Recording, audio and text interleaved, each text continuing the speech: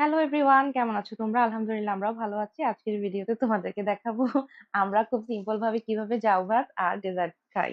তো চলো ভিডিওটা শুরু করা যাক। This is Tumus from your Tumus diary. So প্রথমে আমি এক চুলায় জাউ ভাতটা রেডি করার জন্য ভাত আর চালটাকে মিক্স আপ করে চুলায় বসিয়ে দিই।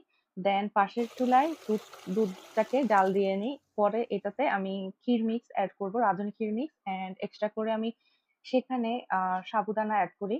এখানে অবশ্যই ক্লিপটা নেওয়া হয়নি ওইভাবে, বাট এখানে আমি 3 কাপের মতো সাবুদানা অ্যাড করি। আর তোমরা এখন দেখতেই পারছো যে ক্ষীর মিক্সটা অ্যাড করি।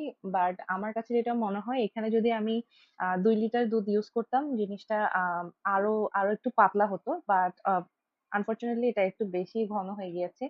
আর এখন দেখতে পাচ্ছ যে আমি জাউ ভাতে যে এক্সট্রা যে ভেজিটেবল গুলো ছিল সেগুলো অ্যাড করেছি। আর এর পাশাপাশি ডেজার্টেরটাকে আমি সার্ভ করব হচ্ছে ম্যাঙ্গো দিয়ে। বাসায় আমটাই ছিল। সো আমি এই আমগুলো আমি এনেছি রাজশাহী থেকে, আম্রপালি, এন্ড খেতে দারুণ ছিল।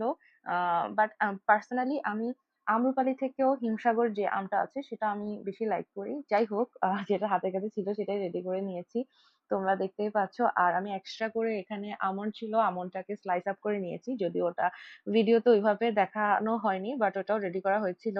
তো যে কারণে আমাদের জাউ ভাতটা খাওয়া সেটাই তো বলা হয়নি। লাস্ট নাইট আমরা খিচুড়ি প্লাস বিরিয়ানি খেয়েছিলাম, এন্ড পেটের মানে কি বলবো, খাওয়ার মনে হয় 2-2.5 ঘন্টা পরে একদম জ্বালা পড়া শুরু করেছিল। সো ওইটা মানে কোনোভাবে থামছিল না যে পরের দিন আবার স্পাইসি কিছু খাবো। আসলে কোরবানির ঈদ যাওয়ার পর থেকে একের পর এক দাওয়াত, ইনভাইটেশন, এদিকে যায় ওদিকে যায়, মানে এত পরিমাণে খাওয়া হয়েছে, মানে এত লোড আসলে শরীরও সহ্য করতে পারতেছিল না।